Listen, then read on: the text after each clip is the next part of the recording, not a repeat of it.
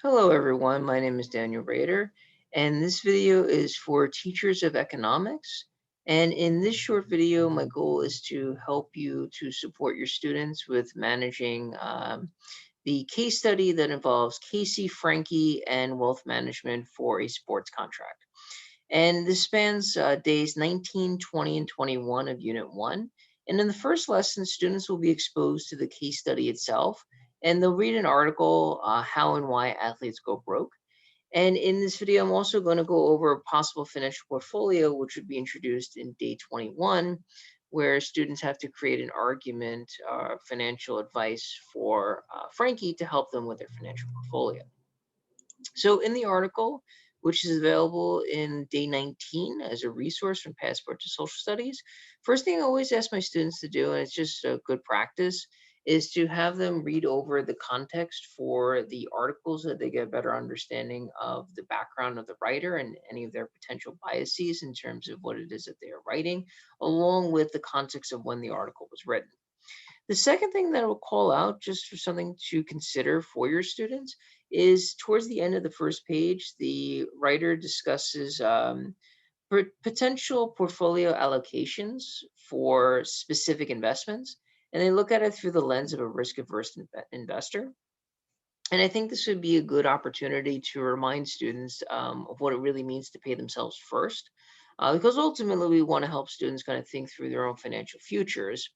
And when I say paying yourself first, what I'm really getting at is two things. So the first thing is that when one receives a paycheck, really thinking about paying for one's future self. So investing in a retirement plan, whether that be a Roth IRA, or being a 401k plan, or for public employees, being able to invest in a 403b plan, right? And for students, they really want to think about paying themselves first, both in terms of investments, but also in terms of paying off any debt if they accrue debt, whether that be student loans or credit card debt, really paying down those balances first before engaging in spending on various wants as opposed to needs.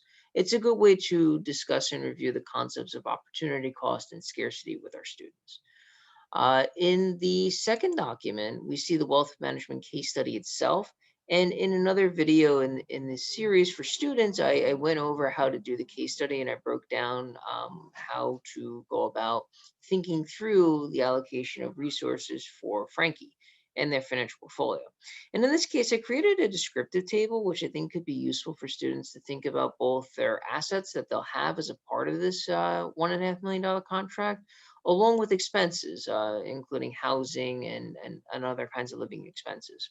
So we see various items, including cash, checking accounts, insurance, living expenses, individual stocks, cryptocurrencies, and savings bonds.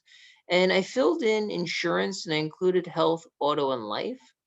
Because in the next case study, they will look at auto insurance, and it's something that they haven't been exposed to yet. So I wouldn't really think it'd be very fair to ask students to identify hypothetical financial amounts for that. So I indicated a possible value that's included here.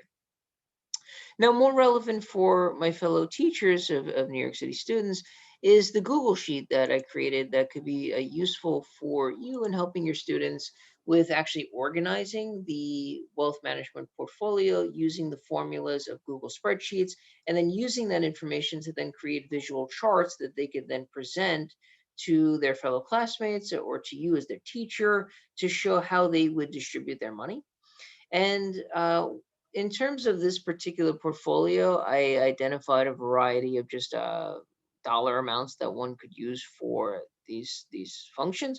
But I want to point out a couple of things that I think are useful. So under the total column, you'll notice the $1.5 million is written using the sum function. So again, if you've never done this before, you just press equals on your keyboard, open the parentheses, you write sum for sum, and sometimes it'll actually auto suggest what you should do. So in this case, cells B3 to B15, we can see it highlighting the values here. We just press enter, and we see that it's $1.5 million. Same is true with the percentages for the each the investment. We want to make sure it adds up to 100%. And when calculating each investment, we just go in. We could very simply Press equals, click on the investment. So in this case, a $50,000 investment in the CD. Press the slash key for divide, highlight the total and press enter, and it will be 3.33%. Now, when you first do this calculation, it may appear as a decimal. So for example, let's just try it out. So equals, let's try the emergency expenses, $50,000 divided by the total. You'll see that it appears as a decimal. So we just go into the cell, we click the percentage button, and then it identifies as a percentage. So in terms of how to determine how much money to actually put into these kinds of accounts, you may want to introduce your students to target date index funds as just a way to kind of think through how they might want to allocate their money. And these are mutual funds or exchange traded funds or ETFs that are structured to really help grow assets in a way that is specifically aligned with retirement dates. And they're usually based on age. And this is an article from Investopedia that could be useful as just a way to kind of think through the process. Some of the things to kind of highlight to students are the key takeaway section, which could very easily be placed into a PowerPoint slide or on a Google slide that students could then read. And they can think about this in terms of the pros and cons. And in terms of general investments, if you yourself haven't been exposed to target date funds, they basically look at a combination of stocks and bonds, and they vary. So the younger you are, the higher the allocation is to stocks. So for example, it could be a 80 to 20 ratio between stocks and bonds. It could be even a 90 to 10 ratio, depending on one's age. So for example, the Vanguard Target Retirement 2065, if I remember correctly, is a 90 to 10 ratio. And basically, as an individual gets older, it reconfigures to have less stocks and more bonds. So that by the time an individual retires, most of the investments are in bonds and they're not in as high risk, but also not as high reward as these stock funds.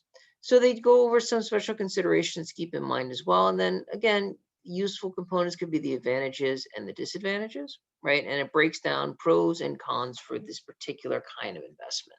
So the last thing that I'd like to show you in this video is how to create the chart. So if you've never done it before, you just highlight the area that you want to include. You don't want to include the total column because that'll distort the results. And we won't include the percentages because once we have the dollar amounts, that'll give us what we need to know. So I'm going to click Insert. I'm going to click Chart. And it should include a chart for me. So I can either put this on a new page. So if I want to do that, I can open the little plus button to add a sheet. And I could rename it and I could say Frankie's portfolio chart. And I can paste it into the new sheet if I'd like, and I have all that information. And then if I want to edit the chart, then I can keep it on either the first page or the second page. I can click on these three little dots, and that will allow me to edit the chart.